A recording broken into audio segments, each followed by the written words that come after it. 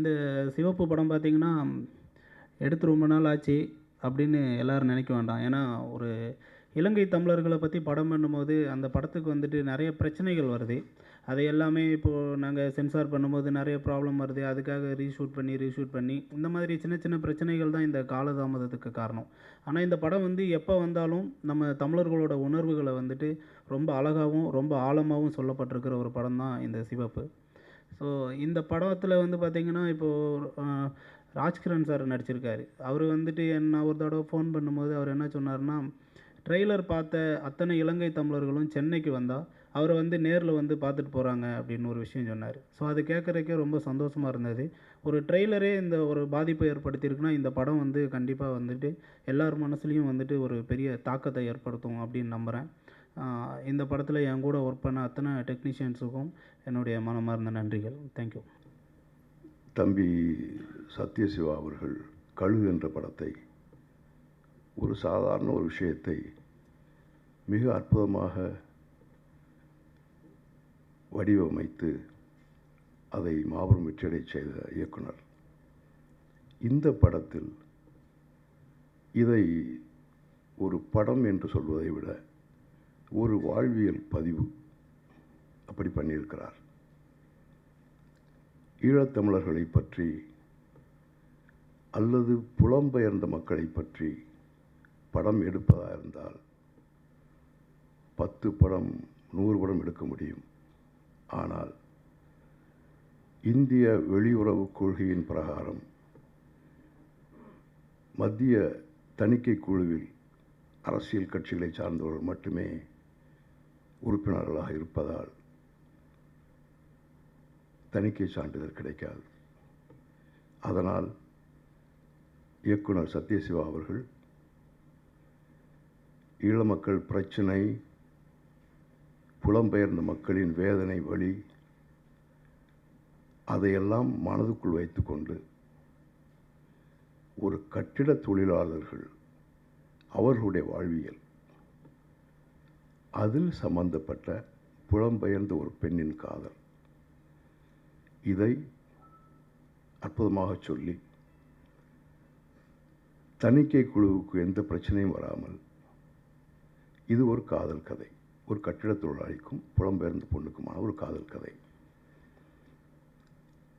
இந்த கதையை ஒரு வழக்கமான கதாநாயகன் என்றால் இப்படி இருப்பான், கதாநாயகி என்றால் இப்படி இருப்பார், இந்த கதாபாத்திரங்கள் இப்படி இருக்கும் என்ற இலக்கணங்களை எல்லாம் மீறி இதை ஒரு வாழ்வியல் பதிவாக பதிந்திருக்கிறார். அதன் மூலம் ஈழ மக்களின் வேதனையை சொல்ல முடியாவிட்டாலும், புலம்பெயர்ந்த மக்களின் வலிகளை சொல்ல முடியாவிட்டாலும், இந்த புலம்பெயர்ந்த மக்கள் இருக்கிறார்கள், அவர்கள் எல்லாவற்றையும் இழந்து இங்கு வேதனைப்பட்டு கொண்டிருக்கிறார்கள் என்பதை ஞாபகப்படுத்துவதற்கு இந்த படம் உதவும். அதுதான் எனக்கு மிகவும் ஈர்ப்பு ஏற்பட்டதற்கு காரணம். முள்ளிவாய்க்கால் பிரச்சனை முடிந்த 6 வருடங்கள் ஆகிறது. அதை பற்றி கேட்க நாதி இல்லை. உலக நாடுகள் முழுக்க மௌனித்து விட்டன. தமிழகமும் இந்தியாவும் அதே வரிசையில். அதை ஞாபகப்படுத்துவதற்காகவாது ஒரு படம், அது என்னவென்று சொல்வதற்காக, நினைத்து பார்ப்பதற்காக, ஒட்டுமொத்தமாக சொன்னால் மனிதாபிமானத்தை ஞாபகப்படுத்துவதற்கான ஒரு படம் சிவப்பு. இந்த படம் வழக்கம் போன்ற சினிமாவே இல்லாமல் ஒரு வாழ்க்கை பதிவு என்பதால் இந்த படத்தை மக்களிடம் கொண்டு போய் சேர்க்க வேண்டிய முழு பொறுப்பு உங்களிடமே இருக்கிறது. வழக்கமான சினிமா என்றால் கதாநாயகிக்கு ஒரு ரசிகர் வட்டம், கதாநாயகர்களுக்கு என்று ஒரு ரசிகர் வட்டம், இப்படி பல ரசிகர் வட்டங்கள்லாம் சேர்ந்து அதை கொண்டு போய் சேர்த்துருவாங்க. இதில் ஒரு உண்மை இருக்குது, ஒரு சத்தியம் இருக்குது, ஒரு மனிதாபிமானம் இருக்குது. இதை கொண்டு போய் சேர்க்கும் பொறுப்பை உங்களிடம் கொடுத்து உங்களை கெஞ்சி மன்றாடி கேட்டுக்கொள்கிறேன். இது மக்களுக்கு போய் சேர்க்க வேண்டும், இது மக்களை சென்றடைய வேண்டும். அதன் மூலம் மனிதாபிமானம் என்பதை உணரப்பட வேண்டும். அது என் ஆவல். இந்த உலகத்தில் மிக அற்புதமான விஷயம் என்னென்னா மனிதாபிமானம் அப்படின்னு நான் நினைக்கிறேன். அது என்னுடைய கருத்து. மனிதாபிமானம் இல்லாததுனால தான் பல பிரிவுகள், பல குழப்பங்கள், போர், உலகத்தின் அமைதிக்கு பங்கம், எல்லாவற்றுக்கும் காரணம் மனிதாபிமானம் இல்லாத செயல்கள். மனிதாபிமானம் இருந்தால் இந்த உலகம் முழுக்க அமைதி பூங்காவாக, அன்பு பூங்காவாக இருக்கும். இது நீங்கள் படம் பார்க்கும் பொழுது உணர முடியும். எந்த வடிவில் என்று சொல்வது காட்சிகளை சொல்வது போல ஆகிவிடும். எல்லாருக்கும் கவர்மெண்ட்டுங்கிறது நம்ம தானே, நம்மளுடைய அங்கம் தானே கவர்மெண்ட். நம்ம தானே ஓட்டு போட்டோம், நம்ம தானே எம்எல்ஏவாக இருக்கிறோம், நம்ம தானே மந்திரியாக இருக்கிறோம், நம்ம தானே எல்லாம். நமது அங்கம் தான் கவர்மெண்ட், நம்ம வச்சது தான் அரசாங்கம். ஒரு பிரச்சனை இல்லை. Need clean sensor. அது பிரச்சனைகள் வரும் என்பதற்காக மிக கவனமாக இயக்குனர் திரும்ப திரும்ப எடுத்த விஷயங்களை கூட ரீஷூட் பண்ணி எந்த பிரச்சனையும் வராமல் கிளீன் சென்சார் கிடைச்சது. அதற்கான செலவுகள் அதிகமாச்சு. ஏன்னா ஒன்று எடுத்துருவோம், அதுக்கப்புறம் பார்த்து ஓஹோ இது இந்த பேரை உச்சரித்தா, இந்த விஷயத்தை உச்சரித்தா இது சென்சாரில் பிரச்சனை வரும் அப்படின்னு டைரக்டர் யோசிப்பார், அதை மாற்றுவார், ரீஷூட் பண்ணுவார்.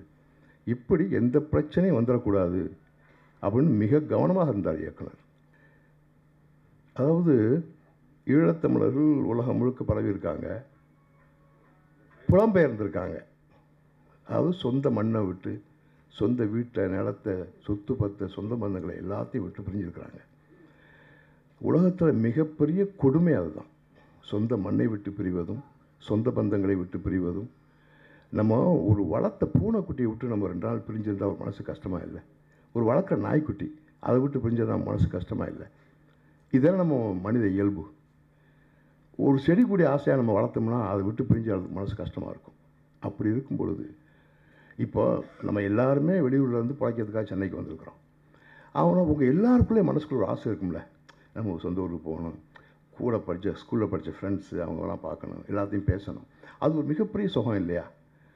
அந்த சுகம் நம்ம நினச்சா, நம்ம நாளைக்கு நினச்சா நம்ம ஊருக்கு போகலாம், சொந்த ஊருக்கு போகலாம், அந்த சுகங்களை அனுபவிக்கலாம். ஆனால் புலம்பெயர்ந்த ஈழ மக்கள் எந்த ஜென்மத்திலையும் அனுபவிக்க முடியாது. போனது தான். எவ்வளோ பெரிய வேதனை, எவ்வளோ பெரிய வேதனை அது. அதை தாங்கிக்கிட்டு புலம்பெயர்ந்த மக்கள்லாம் வெளிநாட்டில் நிறைய சம்பாதிக்கிறாங்க அப்படி இப்படின்னு இங்கே ஒரு கற்பிதங்கள் இருக்குது. அதெல்லாம் இல்லை. ராத்திரி பாலாக கஷ்டப்படுறாங்க, பயந்து பயந்து பயந்து வாழ்கிறாங்க. அதுவும் போக உலகம் முழுக்க புலம்பெயர்ந்தவர்களுக்கான ஒரு சட்டம் இருக்கிறது. அந்த சட்டத்தை உலக நாடுகள் முழுக்க பின்பற்றுகின்றன. அவங்களுக்கு உரிய மரியாதை கொடுக்கணும், அவங்களுக்குரிய வாழ்வாதாரத்தை ஏற்படுத்தி கொடுக்கணுங்கிறதெல்லாம் செய்கிறாங்க. இந்தியாவில் மட்டும் அந்த சட்டம் பின்பற்றப்படவில்லை. அதுவும் குறிப்பாக ஈழத்தமிழர்களுக்கு மட்டும், ஈழத்திலிருந்து புலம்பெயர்ந்தவர்களுக்கு மட்டும் அந்த சட்டம் இங்கு வேலை செய்யவில்லை.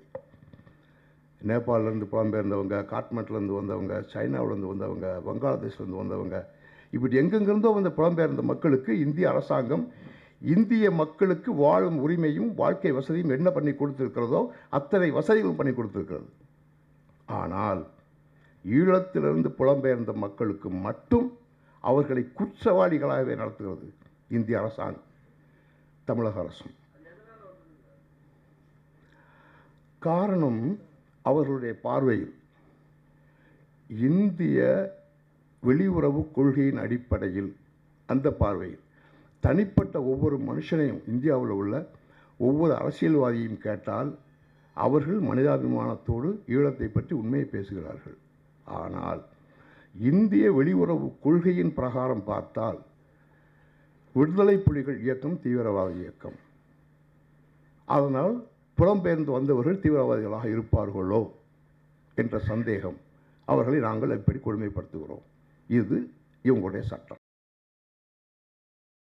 சமீபத்தில் வந்ததாக நீங்கள் நினைக்கிற 2 படம் ஈழ மக்களை பற்றி உள்ள படம் இல்லை. அது சிங்கள ஆட்சிக்கு கொடிபிடிக்கும் படங்கள். அதனால தான் எந்த பிரச்சனையும் இல்லாமல் சென்சாரில் வந்தது. இப்போது அவங்க இறங்கி சொன்ன அளவுக்கு என் தம்பி சத்யசிவா ஈழப் பிரச்சனையையோ அல்லது புலம்பெயர்ந்த மக்களின் வேதனையோ இறங்கி சொல்லியிருந்தால் இந்த படம் பேன் பண்ணப்பட்டிருக்கும். சிங்களவனுக்கு பக்க பலமாக எடுத்து சொல்லப்பட்டதால் தான் அந்த படங்கள் சென்சாரிலிருந்து வெளியே வந்தன. அவை ஈழத்தமிழர்கள் பிரச்சனை சொல்லும் படம் அல்ல. பிரபாகரனை பற்றி, விடுதலை புலிகள் இயக்கத்தை பற்றி தவறாக சித்தரிக்க வேண்டும் என்று ராஜபக்சேவின் ஆசியோடு எடுக்கப்பட்ட படங்கள். எல்லாருமே இங்கே ரொம்ப எமோஷ்னலாக இருக்கிறாங்க. 2 ரீசன்ஸ். ஒரு காரணம் நம்ம எல்லாருக்குமே காமனான ஒரு காரணம்தான், நம்ம தமிழ் மக்கள் பற்றி இருக்கிற ஒரு விஷயம்தான். ஸோ இந்த படத்தில் நீங்கள் சாங்லேயே பார்த்துருப்பீங்க, ஒரு இளைஞ பொண்ணாக நான் இந்த கேரக்டரில் இருக்கிறேன். அண்ட் ரொம்ப கஷ்டமாக இருந்தது. இது ஜஸ்ட் ஒரு ஷூட்டிங் மாதிரி கிடையாது, ஜஸ்ட் ஒரு கேரக்டராக மாதிரி கிடையாது எனக்கு. ஏன்னா இந்த படம் பண்ணும்போது எனக்கு ஸ்ரீலங்கன் தமிழ் கற்றுக் கொடுக்க ஒரு லேடி இருந்தாங்க. அவங்க அவங்களோட கஷ்டங்கள், லைக் அவங்கவுங்க எக்ஸ்பீரியன்ஸை ஷேர் பண்ணிக்கிட்டாங்க. லைக் அவங்க ஸ்ரீலங்காவில் இருந்தபோது எந்த அளவுக்கு அவங்க அவங்க ப்ராப்பர்ட்டி, ஃபேமிலி, ஃப்ரெண்ட்ஸ், நிறைய பேரை அவங்க ஓடிக்கோ மிஸ் பண்ணியிருக்காங்க. இன்றைக்கி அவங்க உயிரோடு இல்லை. அதை மீறி அங்கே இன்றைக்கும் அங்கே நிறைய பேர் இருந்துட்டு கஷ்டப்பட்டுட்ருக்காங்க. ஸோ அதெல்லாம் நிறைய விஷயங்கள் அந்த மாதிரி கேட்கும் போது எனக்கு என்னை அறியாமலே ஷூட்டிங் பண்ணிகிட்ருக்கும் போது நிறைய விஷயங்கள் என்னால் எமோட் பண்ண முடிஞ்சுது. நிறைய தடவை ஷூட்டிங் முடிச்சுட்டு ரூமுக்கு போய் படுக்கும் போது என்னால் தூங்க முடியாது. பிகாஸ் நடிச்சிட்டு இருக்கும் போதே அவ்வளோ கஷ்டமாக இருந்ததுன்னா நிஜமான வாழ்க்கையில அவங்களுக்கு எவ்வளோ கஷ்டமாக இருக்கோன்ட்டு என்னால் உணர முடிஞ்சுது. ஸோ சார் சொன்ன மாதிரி இந்த படத்தில் it is just not a film, it is emotions. நம்ம எல்லா தமிழ் மக்களோட எமோஷன்ஸ் இந்த படத்தில் இருக்குது. அண்ட் கோவிந்த் சார் இன்னைக்கு இல்லை, ரொம்ப கஷ்டப்பட்டார். இந்த படத்தை ரிலீஸ் பண்ணுறதுக்காக ரொம்ப கஷ்டப்பட்டார். அண்ட் அவருக்காக மட்டும் இல்லை, எங்களுக்காக மட்டும் கிடையாது, அட்லீஸ்ட் நம்ம தமிழ் மக்களுக்காக இந்த படம் சக்ஸஸ் ஆகும்னு நான் வேண்டிக்கிறேன். And I request all your support for this film. முதல்ல நன்றி சொல்ல வேண்டியது மறைந்த ஐயா முகுந்த் அவர்களுக்கு, கோவிந்த் அவர்களுக்கு. காரணம் என்னென்னு கேட்டிங்கன்னா, வியாபாரத்தனமாகவே இன்றைக்கு ஊடகங்கள் நகர்ந்து கொண்டிருக்கிறது. எதை விற்றா இங்கே நிறைய மார்க்கெட்டிங் பண்ணலாம், எதை விற்றா நிறைய பிரபலமாகலாம் அப்படின்னு இன்றைக்கு தமிழ் சினிமா எல்லாத்துலேயுமே ஒரு வியாபார நோக்கம் இருக்கும் பொழுது, காலகாலமாக கடந்த 32 ஆண்டுகளாக ஈழத்தை பற்றி தனித்தனியாக நம்ம எல்லாருமே பேசிகிட்டு இருக்கோமே தவிர, ஒரு நல்ல ஊடகம், உலகம் முழுக்க போய் சேரக்கூடிய ஒரு ஊடகத்தில் ஈழத்தை பற்றியான முழுமையான ஒரு பதிவு வந்துச்சுன்னா இன்ன வரைக்கும் வரவே இல்லை. நிறைய கோடி கோடியாக காசு வச்சுருக்கவங்களுக்கு மனசு வரல, நிறைய டெக்னாலஜி கற்றுக்கிட்டு இருக்கிறவங்களுக்கு மனசு வரல, இந்த உலகம் முழுக்க பிரபலமானவர்களுக்கு மனசு வரல. அதை மீறி சத்யசிவா சொன்ன கதையின் மீது நம்பிக்கை வைத்து அதை மீறி அந்த தயாரிப்பாளருக்கு அந்த மனசு வந்துச்சுன்னா அவரை தான் நம்ம இந்த இடத்துல பாராட்டணும், நினைவு கூறணும். அதுக்கு ஒரு தைரியம் வேணும். காரணம், ஈழத்தை பற்றி எழுதினாலோ ஈழத்தமிழர்களை பற்றி பேசினாலோ பிரச்சனை வரணும் பயந்துக்கிட்டே இன்றைக்கி எல்லா கலைஞர்களுக்கும் ஈழத்தின் மீது ஒரு ஈர்ப்பு இருக்கத்தான் செய்கிறது. இப்போ பொதுவாகவே நான் அடிக்கடி சொல்லுவேன், எல்லா கலைஞர்களுக்கும், ஆமாம், கலைஞர்கள் மனிதர்கள் எல்லாத்துக்குமே பாரதி, எல்லாத்துக்குமே அது இருக்குது. ஆனால் என்னென்னா, இங்கே கூட நாங்கள் சொல்ல வேண்டியதை எடுத்து சொல்லுவேன். தனித்தனியாக ஒவ்வொரு தமிழனையும் கேட்டால் நாளைக்கே போய் ஈழத்தை மீட்டுட்டு வந்துடலாங்கிற உணர்வோடு பேசுவான். ஆனால் 4 தமிழ்னு ஒன்றா சேர்ந்தால் பேச மறுக்கிறான். தன்னுடைய தற்காப்பு கருதியே அதை வெளிக்கொண்டு வரதுக்கு ஒரு பயம் இருக்கிறது. ஆனால் இன்றைக்கு காசை எடுக்கிறதுக்குள்ளே அது ஒரு கலை உலகத்தில் அதை கொண்டு கொடுக்கறதுக்கான தைரியம் அந்த தயாரிப்பாளருக்கு வந்துச்சுன்னா, இந்த நேரத்தில் அவர் இல்லைனாலும் எல்லாம் வல்ல இறைவன் அவருடைய ஆத்மா சாந்தி அடைய எல்லா கலைஞர்கள் சார்பிலையும் நாங்கள் இன்றைக்கி இறைவனை வேண்டுகிறோம். அந்த வகையில் எங்களுடைய குழுவின் சார்பாக முதல் நாங்கள் நன்றி சொல்ல வேண்டிய இந்த படத்தின் தயாரிப்பாளர், அவருடைய குடும்பம், பாரம்பரியமான அந்த குடும்பத்தார்களுக்கு எங்களுடைய நன்றியும் வாழ்த்துக்களையும் தெரிவித்துக் கொள்வதோடு, சத்யசிவாவோடு நான் எனக்கு நல்ல ஒரு சகோதரனாக கழுகு படத்துலேருந்து 2 பேரும் சேர்ந்து நாங்கள் உழைச்சிக்கிட்டு இருக்கோம். எல்லா படத்துலையும் எல்லா பலர்களும் கொடுக்குற அந்த நட்பை மீறி ஒரு உணர்வு இருக்கும். ஒரு தொந்தரவு பண்ணாத ஒரு இயக்குனர், என்ன சொன்னாலும் தன்னோட மனநிலையை புரிந்து கொண்டு மாற்றிக்கொள்கிற ஒரு நல்ல ஒரு கலைஞர். அந்த வகையில் வந்து அவருக்கு என்னுடைய நன்றி. ரகுநந்தனை பற்றி சொல்லவே வேண்டாம். ஆள் தான் வந்து ரொம்ப இதுவாக இருப்பார், ஒரு மோட்டாவாக இருப்பார், ரொம்ப குழந்த மாதிரி.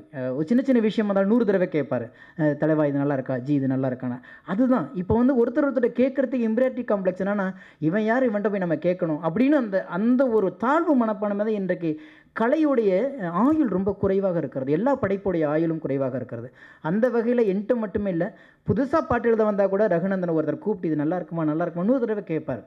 ஒரு கலைஞனிடம் இன்னொரு கலைஞன் வந்து அவனோட ஒப்பீனியன், அவனுடைய இதுவை கேட்டு செய்கிறதுங்கிறது ஒரு பெரிய தன்மை. அது ரொம்ப பிடிச்சிருக்கு எனக்கு. அதே மீறி நீங்கள் அந்த நிகழ்வை நீங்கள் ஆரம்பத்தில் பார்த்துருப்பீங்க. இந்த படம் கிட்டத்தட்ட ஆடியோ ரிலீஸ் பண்ணி மோர் தென் நம்ம 10 மாதத்துக்கு மேலே ஆகுதுன்னு நினைக்கிறேன். என்றைக்கு இந்த படம் வரும்னு இந்த படத்தில் வேலை செஞ்சு எல்லாருமே நாங்கள் காத்துட்ருந்தோம். எத்தனையோ படங்கள், எனக்கு நான் 20-25 படங்கள் எழுதிட்டு இருக்கேன்.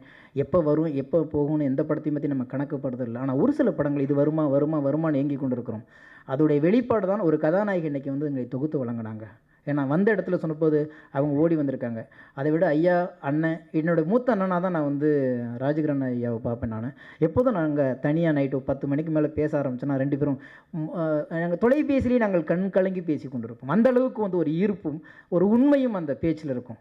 அவருக்கு இன்றைக்கி நிறைய படங்கள் ஷூட்டிங் இருக்குது. ஆனாலும் இந்த பத்திரிக்கையாளர் சந்திப்புக்கு அவர் வர வேண்டிய அவசியமே இல்லைன்னு சொல்லிட்டு போயிருக்கலாம். நீங்கள் கொடுத்த காசுக்கும் நீங்கள் கொடுத்த நேரத்துக்கும் ஒதுங்கி போச்சுப்பா, பல தடவை வந்துட்டு வந்தாச்சுன்னு சொல்லிட்டு போயிருக்கலாம்.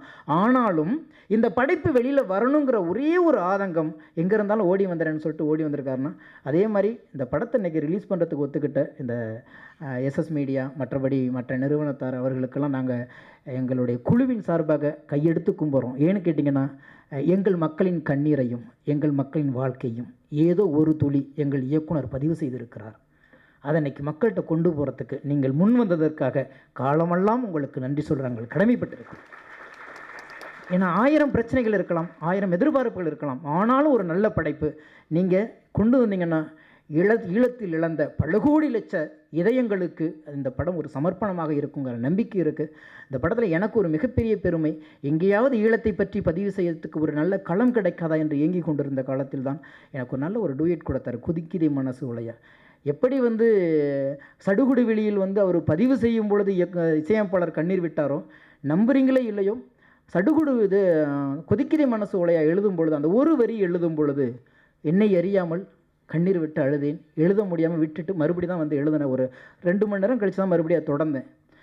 சொந்தம் தேடி ஓடி வந்த இந்த நதி ஓங்கரையில் கட்டுப்பட்டு நின்றுடுச்சே, காரணம்தான் தோணலை அப்படின்னு சொல்லும் பொழுது, ஒரு இலங்கை மனநிலையில் ஒரு பெண் பேசும்போது ஒரு தமிழகத்தில் உள்ள ஆண் சொல்கிறான், இந்து மகா சமுத்திரமே ஏங்குதடி ஒன்றைத்தாங்க, எப்படி நான் விட்டுடுவேன் என் மனசு கேட்கலண்ணா. இதுதான் எல்லாத்தோடைய மனநிலை. இன்னைக்கு நாங்கள் தாங்க தயாராக இருக்கோம், ஆனால் களம் கிடைக்கல. அதனால தான் ஈழத்தை பற்றியான ஒரு மிகப்பெரிய பதிவு வரலைங்கிற ஒரு மிகப்பெரிய ஆதங்கம். ஒரு சில நிமிடங்கள், ஒரு சில பதிவுகள் இதில் இடம்பெற்றிருக்கும்னு நம்புகிறோன்னு நான் படம் பார்க்கல. ஆனால் காலகாலமாக ஒரே ஒரு தகவலை சொல்லிட்டு கொண்டிருக்கிறோம். அந்த மாதிரி ஒரு படைப்பு வரணும்னு எங்களுக்கு ஏக்கம் இருக்குது. அந்த காலத்தை, அந்த களத்தை, அந்த தருணத்தை இது ஓரளவுக்கு சரி பண்ணுங்கிற நம்பிக்கை இருக்குது. எப்போதுமே உலகத்தமிழன், நான் ஈழத்தமிழனை உலகத்தமிழன் என்று தான் சொல்லுவேன் நண்பர்களே, பத்திரிகையாளர் தோழர்களே. காரணம், அவன் தான் உலகம் முழுக்க பரவி கிடக்கிறான். உலகத்தமிழனுக்கு இந்திய தமிழன் மீது மிகப்பெரிய ஒரு ஆதங்கம் இருக்கிறது. என்ன இருக்கிறதுனா, என்னை அடிக்கும்போது உலகம் முழுக்க கேட்குறான், நீ மட்டும் கேட்க மாட்டேங்கிறியடான ஒரு ஆதங்கம் இருக்கிறது. ஆனால் இந்திய தமிழனுக்கு ஒரு இயலாமை இருக்கிறது. விடுதலை புலிகள் என்ற இயக்கம் உண்மையோ கெட்டதோ, நல்லதோ கெட்டதோ எது எங்களுக்கு தெரியாது. ஆனால் ஒட்டுமொத்த உலகத்தமிழனும் சேருவதற்கு உங்களுக்கு ஒரு இயக்கமாவது இருக்கிறது. ஆனால் இந்தியாவில் உள்ள தமிழரெல்லாம் ஒட்டுமொத்தமாக சேருவதற்கு என்னடா இருக்குன்றான். நாங்கள் முதல்ல சேர்ந்தாதானடா கேள்வி கேட்க முடியும். ஒரு வீட்டில் 5 பேர் இருந்தால் 6 கட்சியில் இருக்கும். ஜாதியாலும் மதத்தாலும் கட்சாலும் அரசியலாலும் சங்கங்களாலும் எங்களை பிரித்து வச்சுட்டானே, நாங்கள் ஒன்றா சேர்றதுக்கே வழி இல்லை. அப்புறம் எங்கடா நாங்கள் கூக்குரல் விடணும்னா, இந்த மாதிரி ஒரு பதிவு என்றைக்கு திரையுலகத்தில் வருதோ அன்றைக்குத்தான் நம்ம ஈழத்தின் மீது வைத்திருந்த அந்த வேகமும் அந்த ஈர்ப்பும் அந்த அன்புக்கும் ஒரு அர்த்தம் இருக்கும் என்று நம்புகிறவன் நான். அந்த வகையில் இந்த படத்தில் ஒரு சில விஷயத்தை ஏதாவது பதிவு பண்ணி இருப்பார் என்ற நம்பிக்கை இருக்கிறது. அந்த நம்பிக்கையில் தான் காத்திருக்கிறேன். ரசிகர்களின் வரிசையில் முதல் வரிசையில் உட்கார்ந்து இந்த படத்தை ஆராதிக்கவும் ஆர்ப்பரிக்கவும்.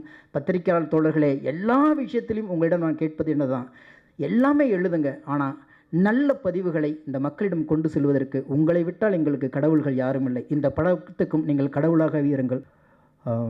அதாவது தென்மேற்கு பருவக்காற்று பண்ணும்போது நான் எவ்வளோ ஒரு ஃபீல் பண்ணனோ அந்த மாதிரி இந்த படம் நான் மியூசிக் பண்ணும்போது ஃபீல் பண்ணேன். என்னென்னா ஒரு ஒரு வாழ்வியலை பற்றி இருந்த இந்த கதை வந்து இருந்துச்சு. இந்த மாதிரி ஸ்ரீலங்கன் பேஸ்டு கதை. ஏன்னா ஒரு சார் வந்துட்டு ஃபஸ்ட்டு வந்து ஒரு ½ அன் ஹவர் வந்து ஷூட் பண்ணிட்டாங்க படம் வந்துட்டு. அந்த ஃபஸ்ட்டு சடுகுடுவெளியில் அந்த சாங் இப்போ போடலை. அந்த சாங் வந்துட்டு அந்த சாங் தான் நான் ஃபஸ்ட்டு கம்போஸ் பண்ணேன் அந்த படத்துக்கு வந்துட்டு. சிச்சுவேஷன் பார்த்தோன்னே எனக்கு ரொம்ப ஆக்சுவலாக வந்து மியூசிக் போட்டு அழுக வருதுன்றது ஒன்று, மியூசிக் போடாமலே கண்ணீர் வருதுன்றது ஒன்று. ஏன்னா அந்த பொண்ணு வந்துட்டு அந்த ரேடியோ கேட்டுட்டு அங்கே நடக்கிற போர் அந்த விஷயங்களை கேட்டு அழுவாங்க. அது வரைக்கும் ஹீரோ வந்து அந்த பொண்ணை ரொம்ப டீஸ் பண்ணிகிட்ருப்பார். இப்போ அந்த பொண்ணு அழுகிறத பார்த்தோன்னே அவர் அந்த விஷயம் அவருக்கு கன்வே ஆகும். ஸோ அதை கேட்டவுடனே ரொம்ப ஃபீல் ஆவார். அங்கே தான் சாங் வந்து ஸ்டார்ட் ஆகும். ரொம்ப நல்லாயிருக்கும் அந்த சாங் வந்துட்டு. கபிலன் வைரமுத்து எழுதினார், ஹரிஹரன் சார் வந்து அந்த சாங் பாடினாங்க. இந்த படமே மொத்தமாக டோட்டலாக பார்க்க போனால் ஒரு லவ் வித் காமெடி, அப்புறம் அந்த நம்ம மனிதர்களுடைய வாழ்வியல், அந்த இலங்கை தமிழர்களுடைய வாழ்வியல் ரொம்ப அழகாக சொல்லியிருக்காங்க. ஸோ எல்லா பாட்டு, அதுக்கப்புறம் ரீகார்டிங், அப்புறம் ராஜ்கிரண் சார் சொல்ல வேணும். இந்த படத்தில் வந்து வேறு நாங்கள் மஞ்சப்பை வந்துட்டு பெரிய ஹிட்டு கொடுத்தோம் ஒரு சார் கூட சேர்ந்து. ஸோ இந்த படம் பெரிய ஹிட் ஆகும். ஏன்னா அவ்வளோ ஒரு உணர்வுபூர்வமாக இருக்கும் ஒவ்வொரு விஷயமும். நவீன் சந்திரா, அப்புறம் வந்து அவங்க ரூபா மஞ்சரி, ஸ்னேகன் சார் எல்லாருமே ரொம்ப டீம் ஒர்க் வந்து ரொம்ப நல்லாயிருக்கு. முக்தா சீனிவாசன் சார், அவங்க முக்தா சுந்தர் சார் வந்து இப்போ கோவிந்த் சார் வந்துட்டு இப்போ இல்லை. அது ரொம்ப வருத்தத்துக்குரிய ஒரு விஷயம். ஏன்னா அந்த படம் பெரிய ஹிட் ஆகும், அந்த வெற்றியில் அவர் இருப்பான்னு ரொம்ப எதிர்பார்த்தோம். ஸோ கண்டிப்பாக அந்த படம் முந்தைய படங்களுக்கு உங்களுடைய சப்போர்ட் அதிகமாக இருந்த மாதிரி இந்த படத்துக்கும் பெரிய சப்போர்ட் கொடுக்கணும். எங்கள் அப்பா வந்து லைக் ஃப்ரம் த பிகினிங் வந்து இந்த படத்தை பற்றி தான் பேசுவார்.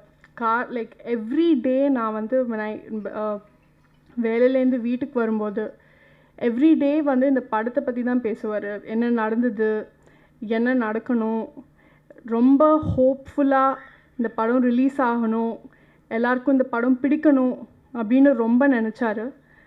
அண்ட் ஐ ஹோப் தட் இந்த ட்ரீம் வந்து நிறைவேறணும்.